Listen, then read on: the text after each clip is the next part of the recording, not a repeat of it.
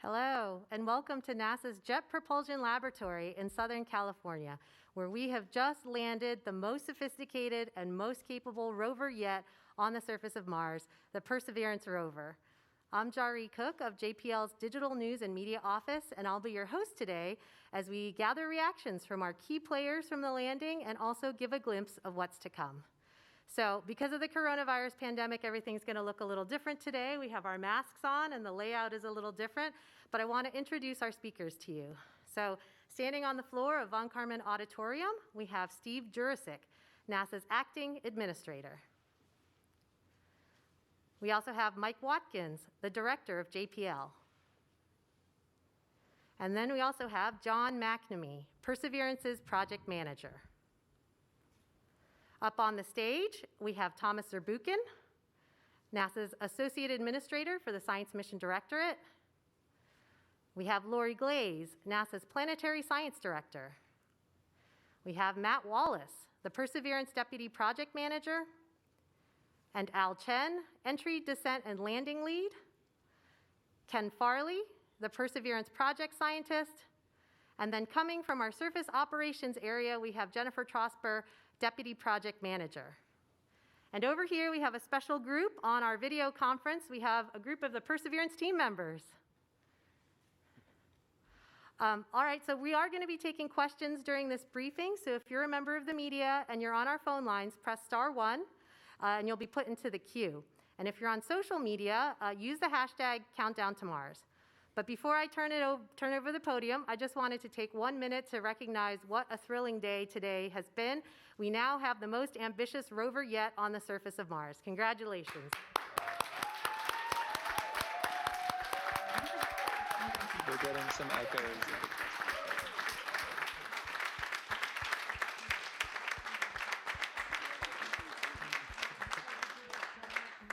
All right, I'm going to turn the podium over to Steve Jurasik.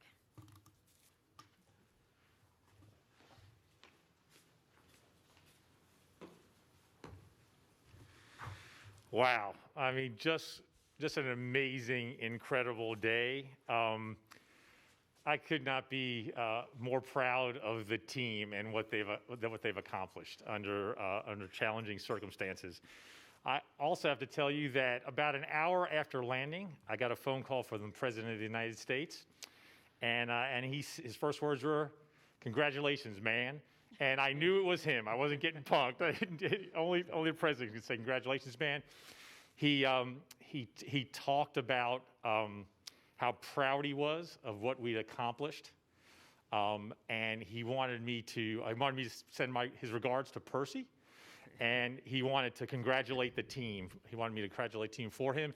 He does want to congratulate the team personally, and I told him we will make that happen. And so, looking forward to having the President of the United States congratulate the team this week. 9 successful landings on Mars.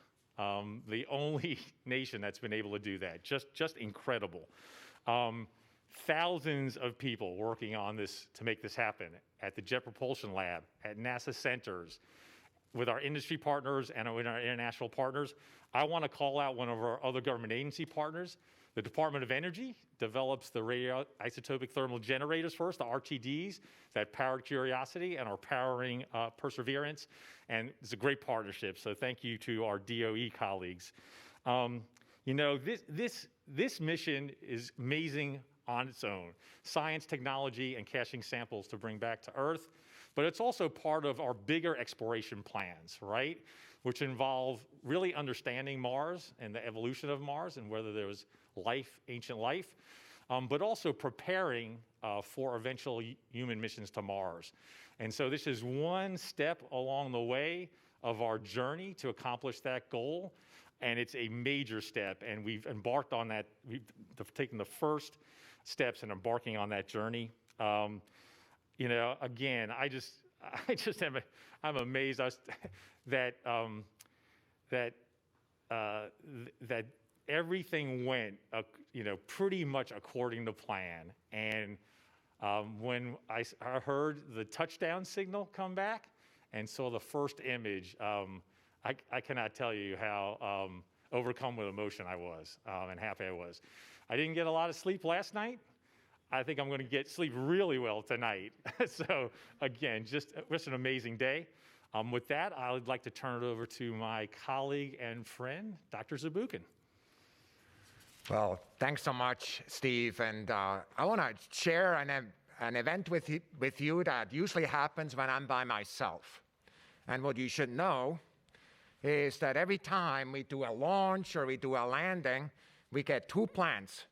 One plan is the one we want to do, and then there's that second plan, which is right here.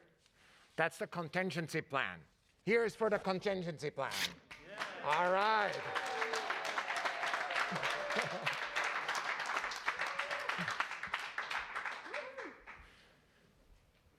Just about 1.5 hours, a little bit more, history happened right here. And I want to play a video that the team put together. Before I do so, I want to just warn you, you may or may not, in the last row, see some bent COVID protocols. You should just know that all of us who are involved back there were doubly masked and normally had all the distance in the world, but you know, I will tell you later about my emotions there, but I had to hug some people. Sorry for that, Steve and everybody, but roll the video, please. Let's lift back that moment we had. Go ahead. We are starting the straighten up and fly right maneuver in preparation for parachute deploy. Yes. The navigation has confirmed that the parachute has deployed, and we are seeing significant deceleration. Skycrane maneuver has started, about 20 meters off the surface. We're getting signals from MRO. Touchdown confirmed. Perseverance safely on the surface of Mars, ready to begin seeking the sands of past life. Looks like we're getting the first image.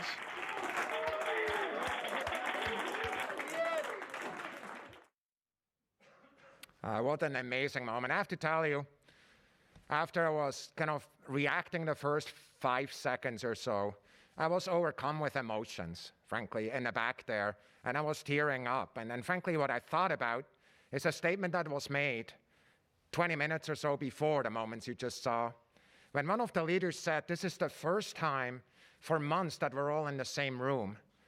And I want to thank you for being here and being part of the team. Of course, many individuals on the monitor here and otherwise were not in that room. And I just wanted to tell you how proud and so moved I was by that team achieving that amazing success. I was reminded of a statement of a famous coach who once was asked, what are the 3 most important things that create success in the game? And it turns out the same is true for NASA. And here are the following 3 in the order of priority: the team, and the team. And I just really want to thank the team for that. Thanks so much.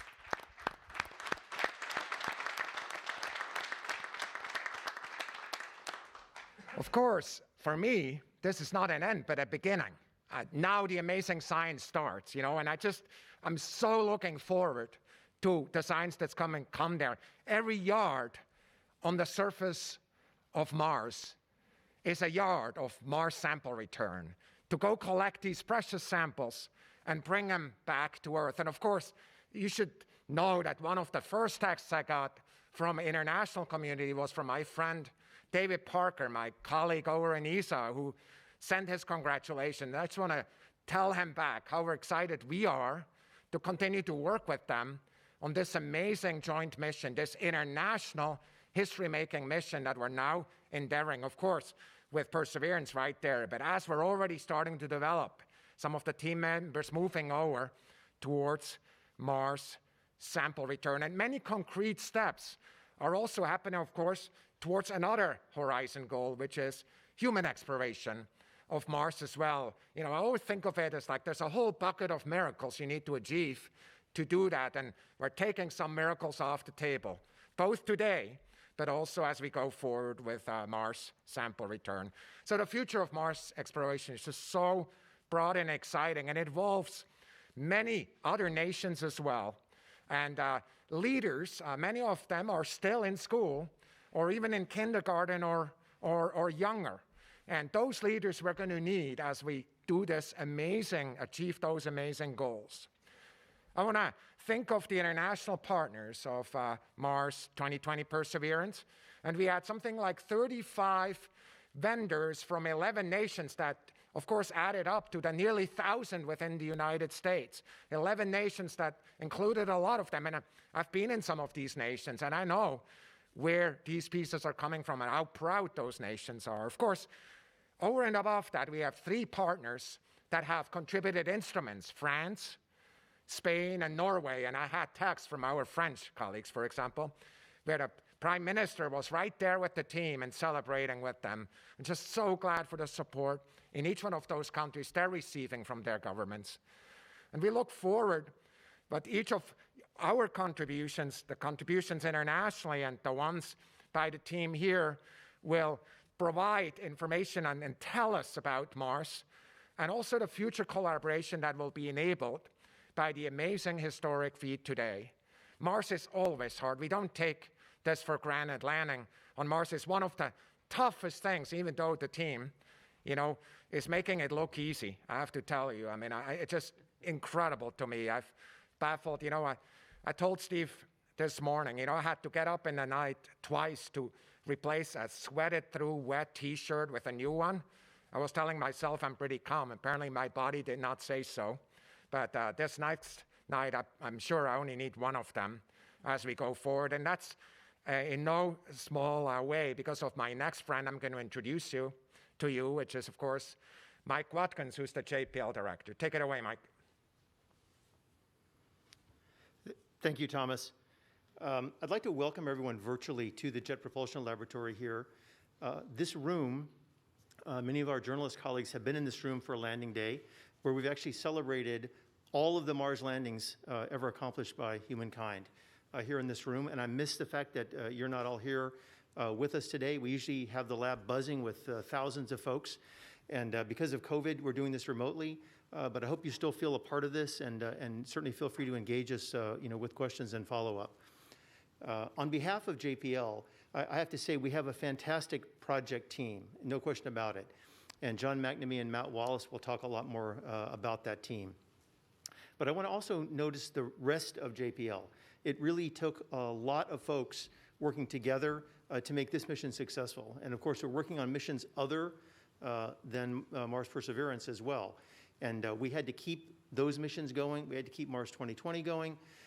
We had to use our CIO office to make sure we could all work in a virtual sense, work remotely. And of course, folks keeping everyone safe on the lab in terms of PPE and facility changes. And we sort of had to change the tires while we're going down the highway starting last year. And we are very proud of having been able to make 2020 a success. And now that Perseverance is on the surface, I hope you are sharing the magic that I do personally. These first few days on Mars, I always think in some sense are the most magical. All of the great panoramas and the color photos and great science and our sample acquisition and the helicopter flight, you will follow along with those and see them in the coming months. But there is something special about the first few days, because we have just landed a representative of the planet Earth on a place on Mars that no one has ever been to. No one has ever seen it except from orbital imagery from a few hundred miles up above Mars.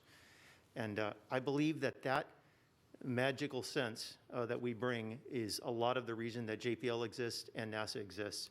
And I and everyone at the lab is very proud to be part of that. And now to talk more about what we expect to do with this mission on the surface, now that we are safely down, I'd like to turn it over to my colleague, Dr. Lori Glaze, the head of the Planetary Science Division at NASA headquarters. Thank you. Thanks so much, Mike. Really appreciate it. Yeah, I mean, wow, right? There's just so much excitement and emotion here today. And I of course, have to extend my thanks as well to the entire team who really had to work under adverse conditions over the last year, but have worked hard for the 6 years prior to that as well, and probably even before that, leading up to the beginning of when the project got kicked off. I'd also like to make sure I give a little shout out and some thanks to my headquarters staff that support this as well. You know, we all work together. It's all one big team. And I wanted to tell the folks here, the Mars 2020 team, that it was just such an honor to be here and be allowed to sit in the control room with you guys. Y'all are incredible. You're amazing. And I know it wasn't even the full team there, and the full breadth of that team, the capabilities are just astounding. And so I'm just so proud of everything you've accomplished, and you know, thank you for letting me be a part of it here today. It is really, truly exciting. You know, now that we're on the ground, now the fun really starts. And I loved, you know, you're going to hear from Ken in a little bit. We were talking to him right after landing, and you know, the science team's already getting started. They're already working. You know, Ken's in there looking at the pictures, the first two that we got down, and he's already, you know, looking at them and trying to figure out, you know, what we're going to do and where we are. So fantastic. I can't wait to get all the instruments turned on over the next several days and weeks and start collecting data.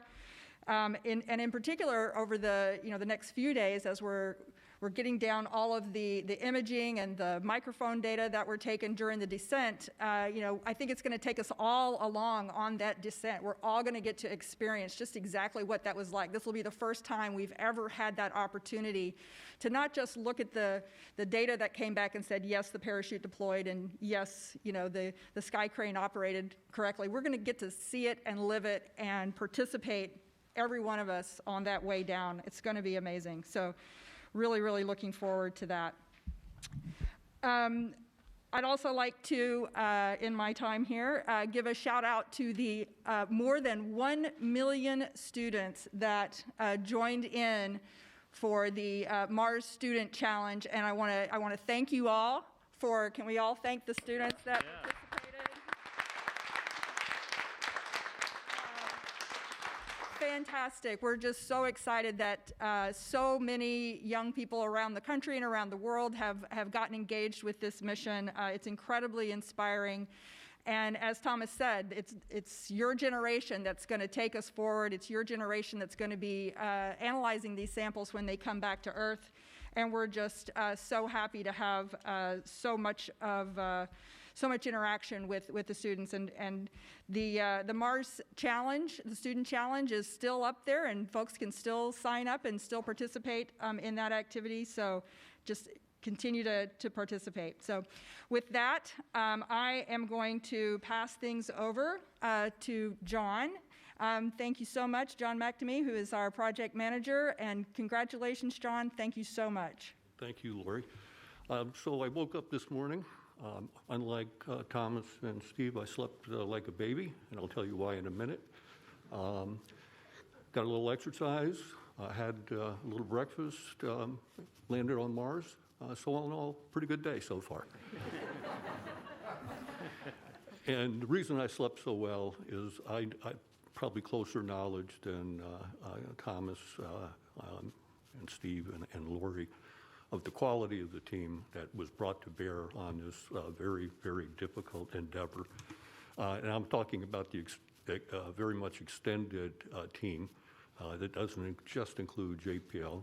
We got tremendous support from NASA headquarters, from JPL management, the technical establishment that exists here at JPL in the technical divisions, but also in industry, the other NASA centers that were brought to bear on this project, our international partners, and a wealth of contractors that contributed greatly to the success of this mission. So we all celebrated together for sure. It was a very difficult task that we asked people to do. They delivered, they tested, and we landed. And now we have turned it over to the operations team. You'll hear from Jennifer Trosper here in a minute. And the science team, you'll hear from Ken Farley in a minute. And they have, now they have a job to do. I mean, a real job to do now that we put this down on the surface. I know that the surface team and the science team were anxious for us to get there. And then as we started to get there, they go, oh my God, they're actually going to get there. And we need to finish doing what we need to do to operate this rover. Well, they did that, and they'll start doing, in fact, they're doing it as we speak right now. So anyway, thanks to all who contributed. I would argue that if you looked up Perseverance in the dictionary, you should see the faces of all of these people that are on the screen here and all of the people on this panel. So thank you very much. I'm going to turn it over to my partner in crime and the person I called the conscience of the project, essentially from the get-go, Matt Wallace. Thank you very much, John, and thank you for your leadership. It's been a pleasure working with you the last 8 years, I have to say. You know, you just got a chance to watch this team do one of the hardest things we do in our business, which is to land a spacecraft on the planet Mars. You know, we arrived at Mars moving at about 12,000 miles an hour, roughly. And just 7 short minutes, we had to slow down and gently put Perseverance down in Jezero Crater. And the system just performed flawlessly. You know, get through 10 or 12 Gs of deceleration, a supersonic parachute deployment. You know, 8 big main engines had to fire. Our terrain relative navigation hazard avoidance system had to perform the way it was designed. And you know, it's never easy. These things are so complicated. We were running a couple million lines of flight software code. I think we had something on the order of 30,000 parameters to set and get them all right. You know, it's just a difficult thing to do, and it's a real, very gratifying and quite a relief to be through it, I have to say. And the good news is, I think the spacecraft is in great shape. We got through EDL very well. Al Chen will give you a little more information about that. We did transition into our surface mode as we expected to, and so we're doing well. We do have a couple images. I'm going to pop these up, I think, on the screen. If you can bring up our HazCam imagery. These are engineering camera images that are taken out the front of the vehicle and the rear of the vehicle when we land. And that's Jezero Crater right there. And you can see the shadow of the vehicle, and you can look out into the horizon. And that is just a great thing to see for the team. So the next thing we're going to do here is something we've never tried before, in addition to landing at Jezero Crater. We have never tried to bring the team into our press conference here, and we want to try to do that. So, are you guys ready out there? The comms team ready? You guys ready to try this? Okay, I think I'm getting some nods up and down. All right, here we go. We're going to try to switch over and introduce you to the Mars 2020 Perseverance team. Here you go. Congratulations, team. Hey.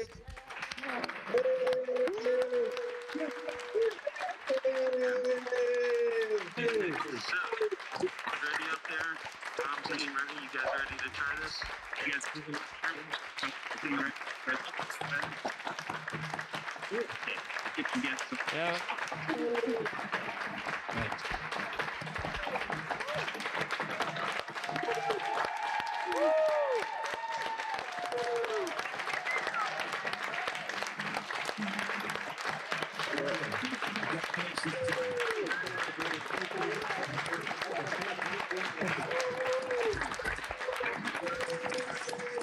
This is the team that built the computers, they built the structures, they built the radars, they integrated the prop tanks and the thrusters and all the engines. You know, they built actuators and robot arms and sampling systems. These guys just never rested. All of our terrific science instruments, our technology payloads, really a remarkable team. And they did it, you know, days, they did it nights, they did it weekends, they worked through holidays, they worked first shift, second shift, third shift. Just a remarkable, you know, a remarkable accomplishment, and we're so proud to be part of what they've done here. And they look good. They look good on TV, I think, you know. So I think hopefully you got to see some of the faces and some of the families, maybe a few signs, a couple pets along the way. But congratulations to the whole team, and thank you all for everything you've done. I'm going to turn it over to Al Chen. He is the lead of our swashbuckling EDL team, and he's going to tell you a little bit more about entry, descent, and landing. Thanks, Matt.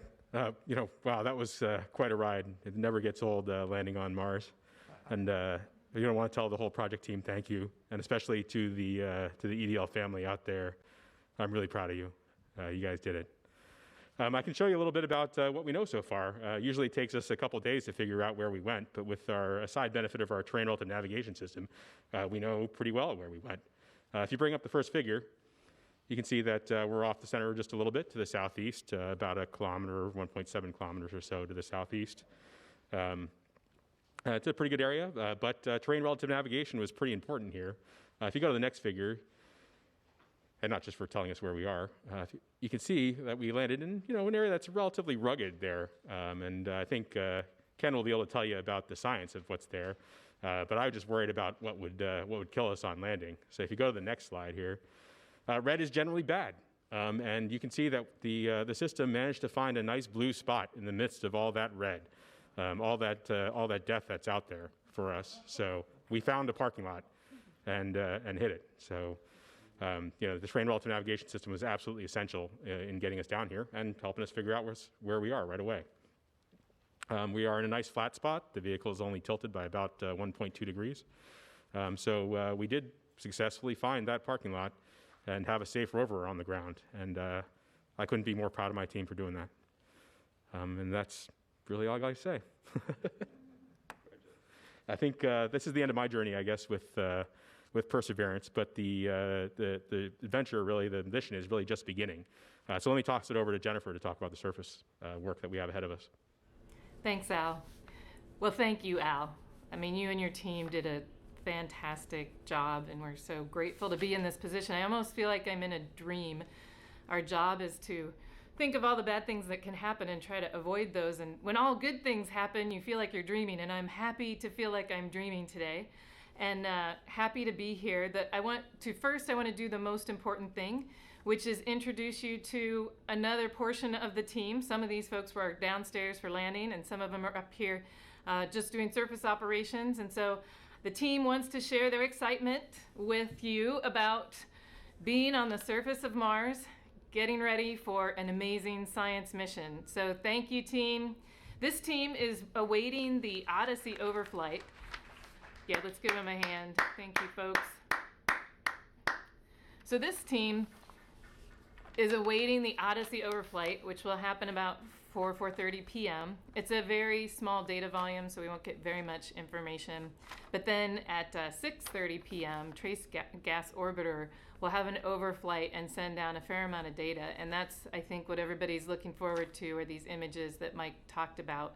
So the images we might get if everything goes well, we will likely get the HAZCAMs with the deployed covers. What you were looking at before was the HAZCAMs without the covers deployed. We hope that we will get some thumbnail movies of some of the EDL camera images, so that front row seat and entry, descent, and landing. And then it's possible that we'll get an actual image from the descent download camera the last 10 meters before we landed on the surface. So we're all on the edge of our seats looking forward to getting those images.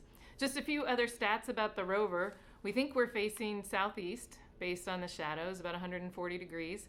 The tilt, as Al said, it's flat. It's about 1.2 degrees.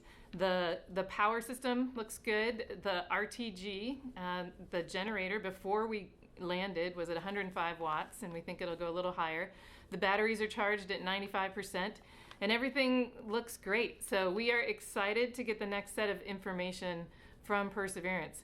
Now, the team will get some images tonight, but then over the next few days, we spend a little bit of time, I'll show you with the model here, kind of unwrapping the rover. It's been inside the descent stage, back shell. So the mast is not deployed, so we will deploy the remote sensing mast here, and then we'll also be pointing, can see here, the high gain antenna at Earth, and that's how we will communicate.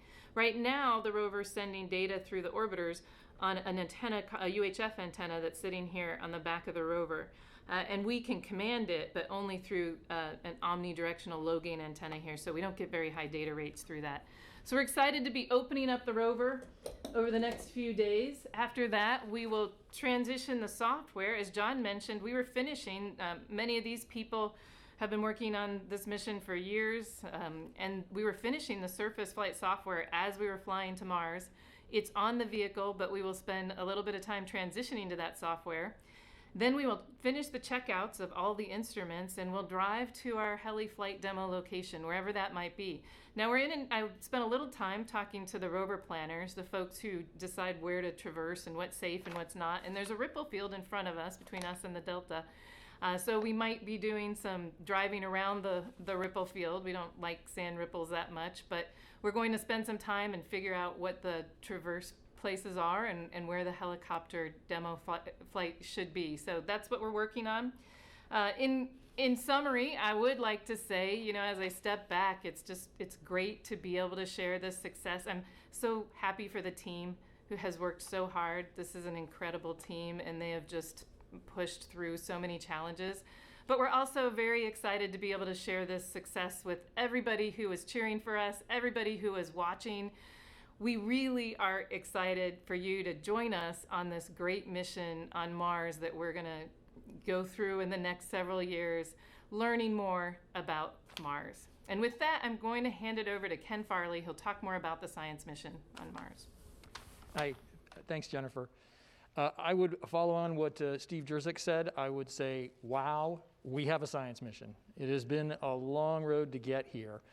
And one of the things I would point out, it may be not obvious from the outside, but a mission like this is a lot like a decade-long relay race. There was the whole first stage where the whole spacecraft was designed and built, and literally, as the pandemic was closing in, was raced off to the Cape to make the launch. The second leg was to get through space and arrive successfully, as we have just done. And the third leg is the one that we are about to embark on. That's the science mission. And one of the amazing things about this is there are thousands of people all along the way, and at each step, those people peel off and move on to new jobs. And so on behalf of the science team, I want to thank my friends to the right here and all of the folks that got us to where we are. This is a spectacular place to be. So thank you all so much for that, and we are going to do you proud in the science mission. I want to start off just saying a few words about where we are and what we know so far. This is obviously not based on very much information, and my phone is buzzing all the time with people telling me things, so we're already starting to process the information that we have. But in this first image, you can see that we landed to the southeast of the Delta. We are about 2 kilometers to the southeast of the Delta. And we are actually right on the boundary between 2 different geologic units. There's the kind of smooth area that we landed on. We call that the mafic floor unit. And then there's the rough area. This is actually where the dunes are. And that's the olivine-bearing unit. And this is a great place to be because one of the things that scientists love to do is look to see how 2 different geologic units come together. It tells you a lot about the geologic history. So we're really excited to get going on this. And if I could have the next image.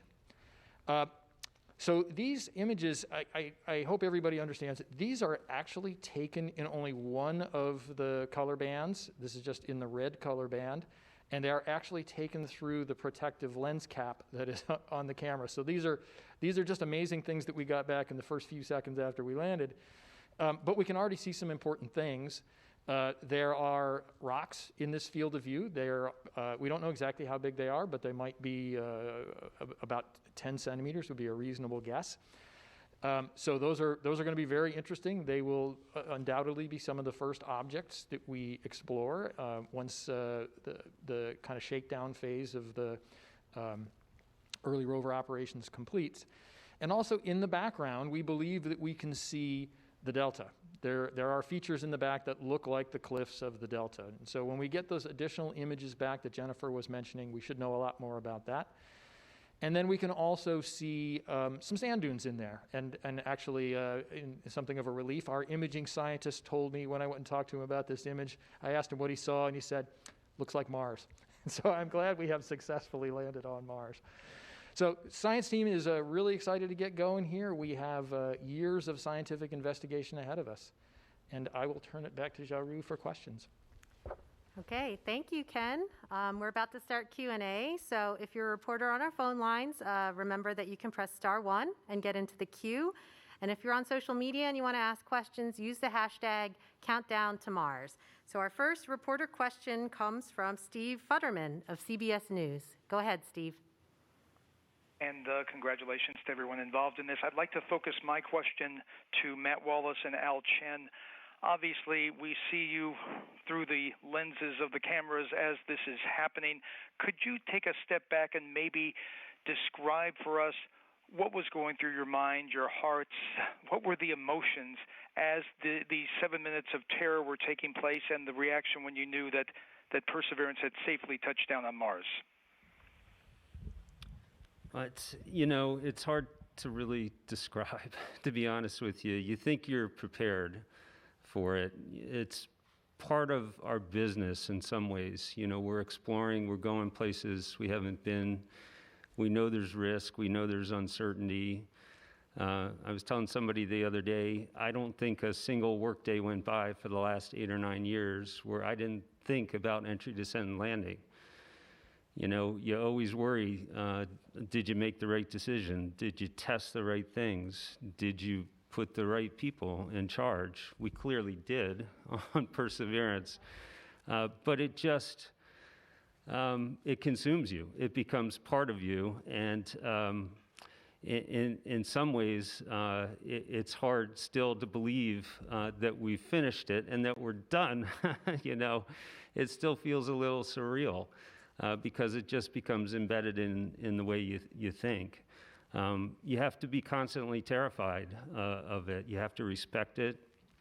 At the same time, you have to somehow believe that you can do it, or else you'd never try to put a car on the surface of Mars, right? It's crazy. And so it's part of what we do, I guess. And at some point, it becomes part of how you think. But there really is no good way to describe that moment when it's over and you hear those words, touchdown confirmed. It's just a remarkable feeling of pride in the team, relief, and really joy thinking forward to this remarkable surface mission that we have coming up. That's the best I can do. Let me turn it over to Al. I mean, those 7 minutes are still pretty raw for me right now, but it's, the vehicle's going on a roller coaster ride, and you are too, right? The little pieces of data come back, things seem to be working the way you want them to go. You start feeling good. And then, something comes by that doesn't quite match what you thought it was going to be. Is that really right? Should I have expected that? Or something comes out of order, and your stomach drops. And then, okay, the things are okay again, right? And then you pick up that next piece of information that says things are actually going okay. It's an emotional roller coaster ride all the way down that way. And you're second guessing yourself as you go, even though it's already happened. It's kind of crazy.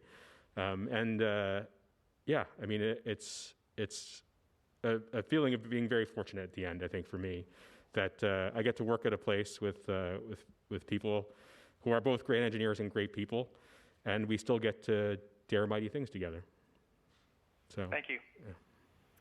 Great, thank you. Okay, our next caller is Marcia Dunn of the AP. Go ahead, Marcia. Yes, hi. Congratulations.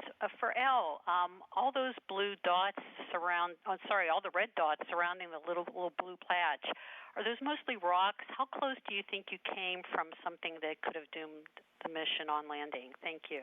We'll have to take a closer look at exactly what we had there. I will tell you that in general, we make these maps a little scarier because we want to make sure that we find the safest spots. In fact, these maps are typically saturated at what we consider 4% hazard, so that if you came down there, I mean, some of these places are definitely problems, but and there's individual rocks that are marked there. So we're going to have to take a closer look to see how close we came. But we definitely, the system did what it was supposed to do. It found the safest area that was available to it and went there. Great. Okay, thank you. Next call is from Paul Brinkman of UPI. Hello, yes, thanks for taking my question. I'm wondering if someone can, I realize you haven't seen the descent images yet, but to what extent do you expect any major changes in Perseverance's planned route based on those images, and about how much imagery do you think you're going to get? I mean, in terms of the number of images or video, and how much better will those be than what you have from the orbiters?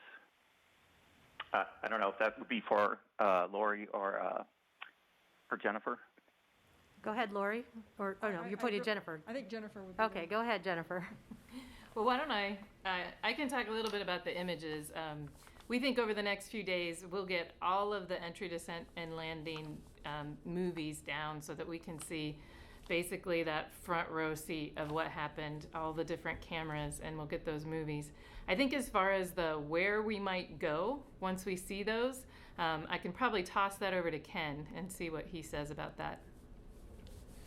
Yeah, I expect that what we will do is we will explore that contact that I mentioned between the mafic floor unit and the olivine unit. And as Jennifer mentioned, that's a dune field, and we may have to go around the dune field, but I suspect we will go around it either one direction or the other towards the delta. Great. Okay, thank you. We'll take our next reporter question from Sam Ahmed of AFP. Go ahead, Sam. Hi, thanks for taking my question. Congratulations. We understand we had 2 mics on board. When might we know if Perseverance was successful in recording the first direct sound from Mars? Jennifer, you want to take that one? We should be able to get some of that information in the overnight passes tonight and tomorrow morning. So hopefully we'll be able to understand whether we got the sounds and what those sounded like. Thanks. Great. Okay, thank you. Next reporter is Kate Tobin from PBS NewsHour. Yes, can you hear me? Yes, we can. Wonderful. Congratulations to the team. Great job. And my question follows on the last 2 about the imagery from the cameras that you've put onto the descent vehicle and on the rover itself. Can you talk a little bit? You say they're going to come down starting tonight and overnight. Is that all of them? I know there were some GoPro type sort of rugged sports cameras that you had pointed in all different directions and some high speed video that you were taking. Do you expect it all to come down in the next few hours, or is that something that's going to trickle in over days? And when do you expect to release it? So let's let Matt take this one. Go ahead, Matt. Yeah, I can give you a kind of an overview there. And you're correct, yes, as I think Thomas mentioned or others had mentioned, for the first time we're going to be able to see ourselves in high-definition video land on another planet. We put commercial ruggedized cameras at various locations on the vehicle, 3 of them looking up at that big supersonic parachute, 1 on the descent stage looking down at the rover, 1 on the rover that looks up at the descent stage, and then we have 1 at the rover looking down as well. And so we think we're going to capture some pretty spectacular, we think we have captured, hopefully, some pretty spectacular video, and they come with a microphone as well. And so I think that's what you're asking about. We are, in fact, hoping that we can bring 1 image, 1 still image from those cameras to the table tomorrow from the descent stage looking down at the rover. And I think that's going to, hopefully, we'll see that, and I'm hoping that that's going to be a remarkable image. But the first video product we're going to work on over the weekend as the imagery comes down, and we're going to try to bring that to a press conference on Monday. And I think that's really going to be something to see. Yeah, it's going to be remarkable. I'm looking forward to it myself. Thank you. Thank you. Okay, our next reporter is Stephen Clark from Spaceflight Now. Go ahead, Stephen. Hi, thank you for taking my question. Just wondering if maybe Jennifer Trosberg can go through the timeline over the next couple of days in some more detail about, when the lens covers are going to be opened, when the high gain antenna will have a lock on Earth, and when the mast will be, deployed, and when the first drive might be. Just walk me through that for me, please. And maybe for Dr. Zurbuchen or Dr. Glaze, the Mars sample return campaign was really hinging on the outcome of today. Just wanted to get your comments on any relief that you felt that your whole Mars sample return strategy is reality now after today's outcome. Thanks. Yeah, I'll start with what we're doing over the next several sols. This is Sol 0. So right after the rover landed, it actually fired some pyros and did release our high gain antenna and also release those lens covers, which is why the images that we expect to see this evening will be without the lens covers, and those will be the HazCam images, along with the other images we talked about. The first 4 or 5 sols, what we're trying to do is get the power, the thermal, and the communications, the infrastructure of the rover stabilized so that then we can go and load the software, as I mentioned. So the first thing we'll do tomorrow, we actually gyro compass today as well to see if we can understand our orientation such that tomorrow on Sol 1, we can point the high gain antenna at Earth. And then if we get good pointing, then we'll start commanding the vehicle through that antenna. And that's one of the key things we're trying to do in these early days is get that communication link working. We'll also release the remote sensing mast, and then on Sol 2, we'll deploy that mast. Now, while we're doing these things, which I call our critical path infrastructure things, we're also doing other health checks of other instruments. And over the course of the 3 sols or 4 sols of these early activities, we'll get all the instrument health checks done. We'll charge the rover battery. On that Sol 2, once we deploy the mast, that's when we'll take those initial images with our double E cams, their camera, their color this time. In the past, they've been black and white. We'll take those first panoramas, and then the Mastcam Z, which is also on the mast, we'll take those panoramas on Sol 3, and then we'll be sending that data down along with additional data from the EDL cameras and the other data that we talked about over this week. It'll take us till about Sol 4. On Sol 4, we actually start to load and burn into the RCE, so our flight computers, the new software. And once we start to do that, we do about 4 days of transitioning to the new software. We do it very carefully. We toe dip. We make sure that nothing goes wrong. And at the end of that is when we start the next set of checkouts where we'll deploy the arm. We'll do our first drive about 5 meters forward and back. And then once we get that checked out is when we'll start to drive towards a heli site. We'll have figured out where we want to fly the heli. There are certain requirements of that site in terms of rock sizes and flatness, and so we're looking for that right now. That ends up being, a few weeks before we get there, but we're excited about it all. I want to quickly talk about your second question, Stephen, and that is, of course, there's a lot of friends all over the world who had a sigh of relief and everything went well with this touchdown. The Mars sample return colleagues, they're all working really hard to retire the risks of these new technologies and to bring together 2 of the most amazing missions to now bring the samples back. That's work that has started years ago, technology development and the system development here at JPL, at the European Space Agency and elsewhere. There's 2 principles we used to set the timing. The first one is we always bet on success. In our business, even if you sweat through shirt or not, like I learned about John, we bet on success because that's what we want to achieve. That's what we're planning for. The second one is to go right now and develop the Mars sample return campaign. Not only makes the surface mission more effective in that regard, but also it actually saves a lot of money because we actually can use the systems that we have now to move towards that return. And so for that reason, I think there's a lot of people being excited right now all over the world. But Lori, anything you wanted to add that I may have overlooked in this? I think you've covered that really well. The only thing I would say is that it's always nerve-wracking to, as we go through the EDL for a lander or a rover, but it was doubly so this time because, as you say, the Mars sample return was also pretty, is reliant on the success of Perseverance. So we all definitely heaved a sigh of relief in thinking forward on all the work that's to go for Mars sample return. But really, really exciting that we've now really embarked on that chapter 1 of Mars sample return for real. So it's great. Great, thank you, Lori. Okay, we're going to do a social media question. This might also actually be for Lori. Polls to do on Instagram asks, if Perseverance finds signs of past or present life, what would we do next? Oh, wow. That's a great, great question because there's still just so much to do on Mars.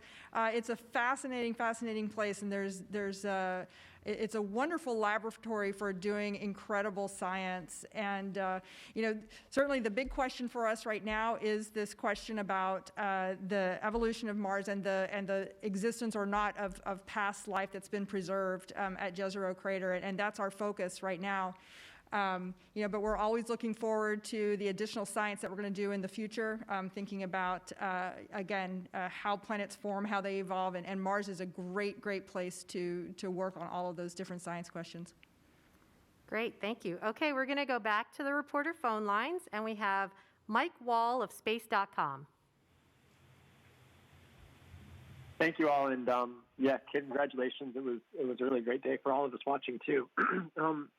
Just to kind of piggyback off of Stephen Clark's question about what the near future holds, could you maybe, Jennifer or John or Ken, do you go out like another couple weeks or a month or so? I mean, how long do you anticipate it'll take to get to the helicopter site, and how long will those flights take? And I mean, when will the rover be able to actually start doing science and start gathering samples and so on and so forth, do you think? Thank you. Sure, I'll go a little further out. I talked about we'll have the once we get the robotic arm working and we get mobility working, we'll go find the heli flight demo site. So that's about 3 weeks. And then depending on how close that site is, we have to traverse to it, and we still have the helicopter underneath the rover. So we can't use our auto navigation. We have to be a little bit more careful when we're doing that. So it could take up to 10 sols. It really depends on where we find a heli flight demo site. Then we will spend 30 sols. A sol is a Martian day. It's 40 minutes longer than an Earth day, so we speak in sols when we're doing operations on Mars. So we spend about 30 sols for the helicopter demo. Prior to that, it'll take us about 10 sols to get the helicopter just deployed underneath the rover, move the rover away. We go about 100 meters away before we fly it. So that's another 40 sols. So I like to say it's sometimes it's always hard to estimate exactly when things happen, but we'll be flying the helicopter in the spring here, and we'll be spending spring flying the helicopter. After that, we're going to upgrade our auto navigation capability on the rover, meaning we're just going to try it out, make sure it works. Then we'll drive towards the first science site that Ken and his team are interested in going to. Again, that depends on where they want to go, how long it takes us to get there, and that's the point where we will be doing the first sampling. So I like to say summer is the time frame when we'll be doing the first sampling. Those things can change. They might go faster. Or if we have to traverse to different places that take a longer period of time, it might go slower. That's a longer plan. And then one thing I'll just throw in the end, conjunction is around September, where we're not able to communicate with the spacecraft because the sun is between Earth and Mars. And so during that time, we'll spend a little bit of work finishing off some efficiency and operability capabilities for the vehicle to help it be even smarter and even more autonomous. And then after conjunction, we'll upload that new flight software build. And then that's when we can really do things even faster than we had originally planned. Ken, do you want to talk a little bit about the science part? Yeah, it's a little premature to say very much yet. I mentioned in a previous discussion that there are 450 science team members, and I think most of them are sending me texts and emails about what we should do now. But we've got to get together and actually come up with a communal plan. We're not ready to do that just yet. Okay, great. Thank you. Okay, the next reporter question comes from Jackie Goddard of the Times of London. Hello and congratulations everyone, and that includes all the folks on those screens at your kitchen tables and on your couches with your dogs and your cats and your kids. My question is, can one of you on the panel please give us some examples of the complexity of the challenges that you faced getting this mission to Mars under pandemic conditions, and to what extent will COVID continue to affect operations? For example, will the rover operations also be at their kitchen tables and sofas and pets on laps, or does that now change? Thank you.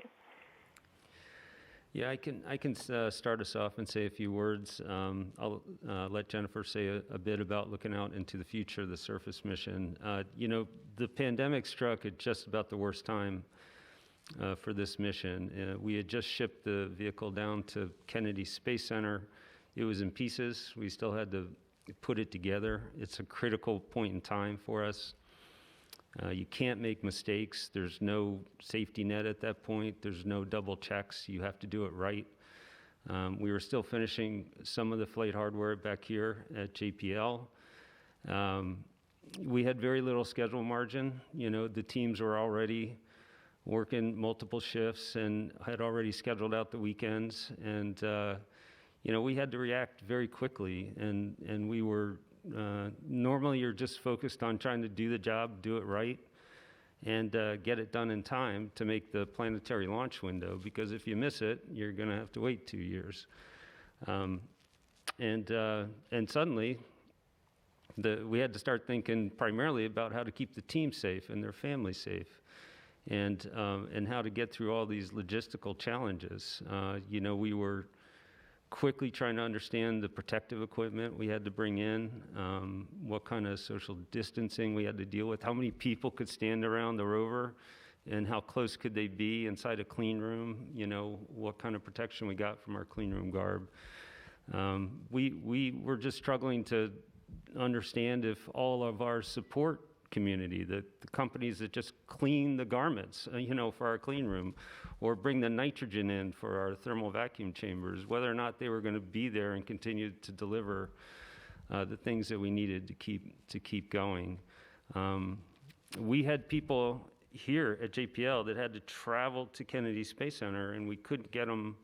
We couldn't travel commercially, and so we had to ask for some help from NASA headquarters. Our friends at Armstrong gave us a jet to fly, helped us with transporting via an agency jet back and forth.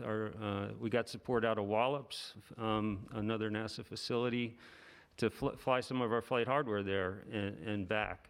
So it was a very, very challenging time. And then we had to figure out how to actually launch the thing and fly it when, we had all these constraints as well. We were modifying our processes and protocols in our operations facility. Very, very challenging. And the team, I think that the team, like all of you out there, they're worried, worried about their parents or grandparents, and just worried about their kids out of school, worried about taking care of, kids at home and doing their work. So it was a tough time. We actually, we decided to try to market. We put a COVID plate on the port side of the rover. It's now sitting on Jezero Crater with the vehicle. And you can see the video there of us installing that plate down at Kennedy Space Center. And that plate was really there to symbolize the challenge that not just our team was facing, but everybody has been facing. It's been a tough year. It's been tough to do this mission under in this environment.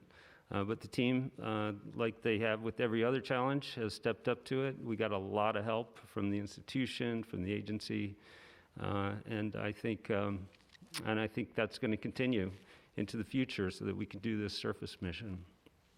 Jennifer, do you want to add anything?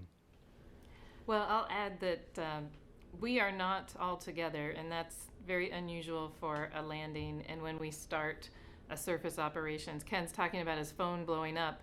Usually that would be a big meeting that's in one of the buildings here on the laboratory where we all talk about what the science of the mission is, and based on where we are, what we want to do.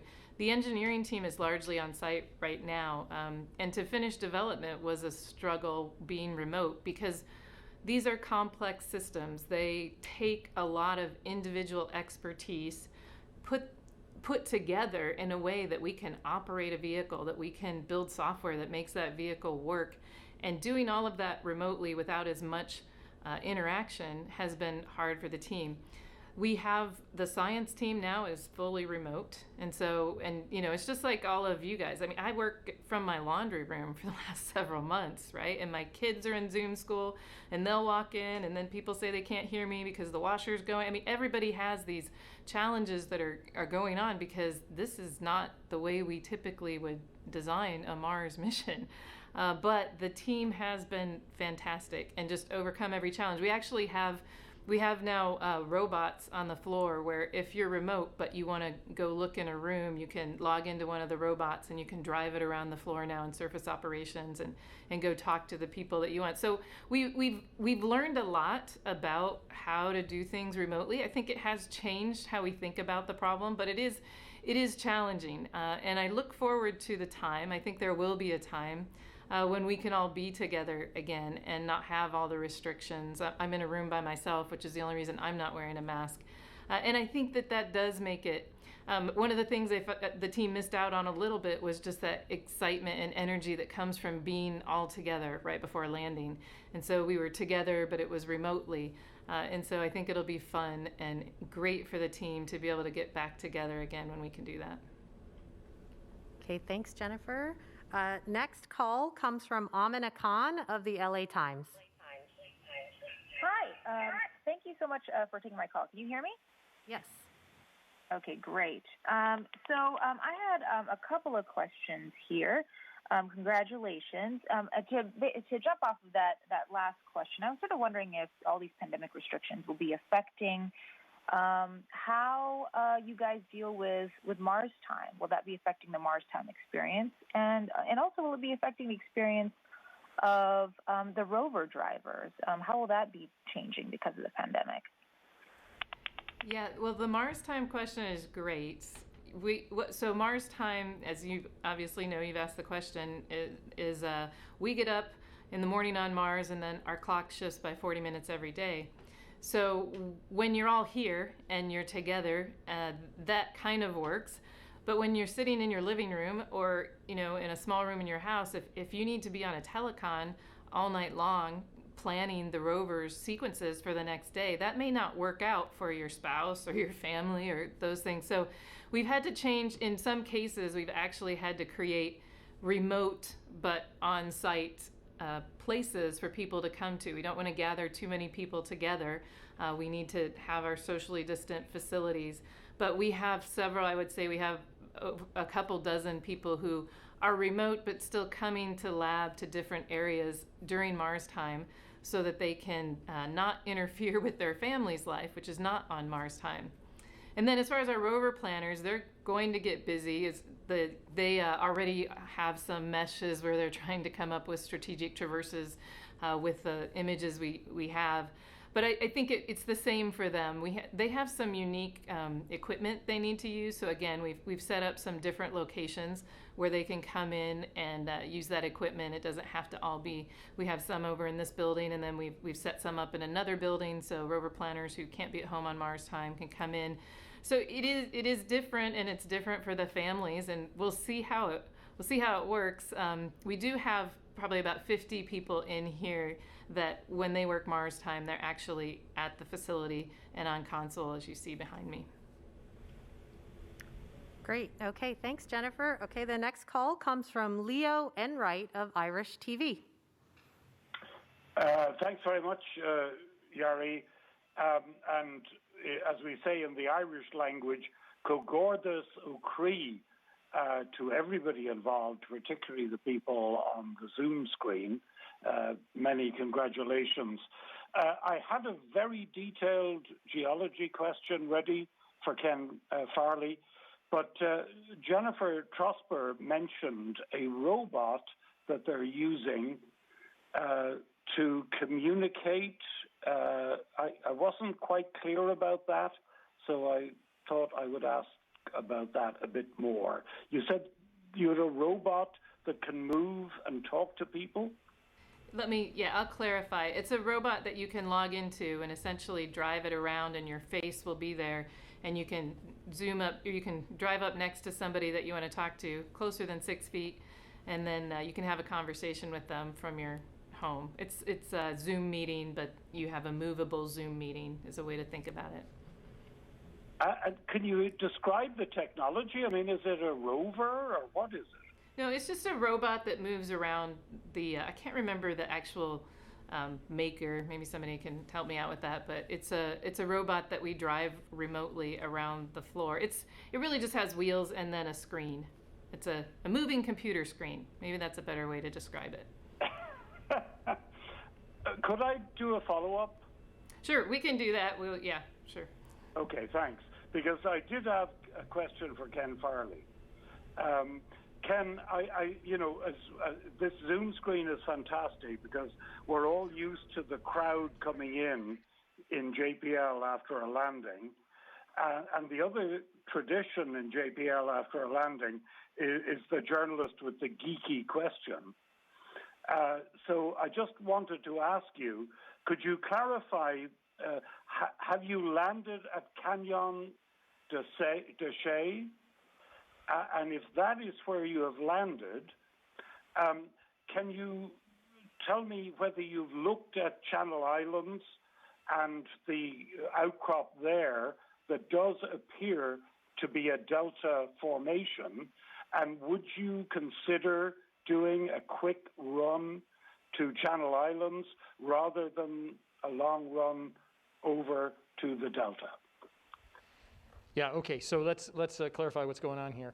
So the science team has associated specific Earth locations, they happen to be national parks and preserves, to specific regions in Jezero Crater.